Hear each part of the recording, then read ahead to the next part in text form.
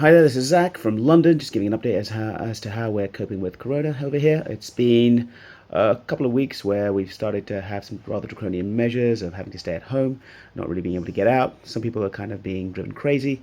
Unfortunately, it looks like, well, given certain news of late, we're probably going to be here for the long haul for up to potentially 6 months, which is definitely going to be hard going for a number. I guess not necessarily suffering too badly at the moment, but do appreciate the fact that a lot of things getting out and about are proving a lot harder, and the restrictions that are there are for everyone's good, but obviously, I guess, cramps everyone's day-to-day life. It is funny though that I just keep on going out jogging as normal. Everyone seems to have taken up running. Anyway, I guess that's just one of the byproducts when you tell people they can't go out. They just want to go out and get some fresh air. Over here, one of the things I've been involved with in London has been to get involved in setting up a hub for some of the vulnerable people. That's in one of the regions in central London. That's been widespread across, I guess, the city and across the country, where a lot of mutual aid groups, which are aren't affiliated to any political party or the government, have just got involved with setting themselves up, and local communities trying to help those who are vulnerable, self-isolating, in order to just get through this. So there has been a massive pooling of resources, a massive. It's great to see so many people just trying to help each other and get through this together. It's harder for some than it is for others. I have to admit, I'm not necessarily going stir crazy right now.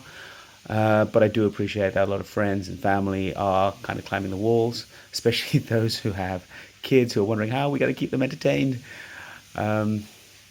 One of the things I would say, though, trying to get around, and I do still go to the office because I have to.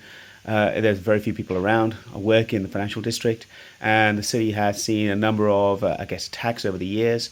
Going back a couple of decades, we had the IRA, kept constantly trying to bomb the place, but it survived.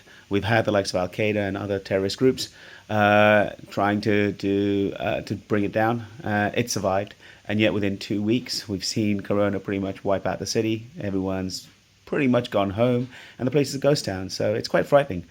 And on the note of frightening, it's kind of scary to note that 43% of the world's population is now in lockdown in some shape or form. I guess it goes to show how bad this is gonna get, or how serious people are taking it, and it is. We're fairly fortunate here in England or in the UK.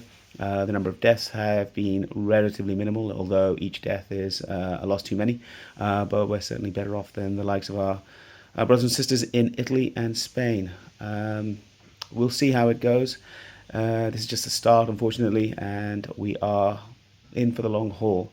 Hopefully, we will be looking to get through this all together, and look back and realize and take from it the better points of how we all pull together as communities, how we manage to push ourselves to club together to manage to cope.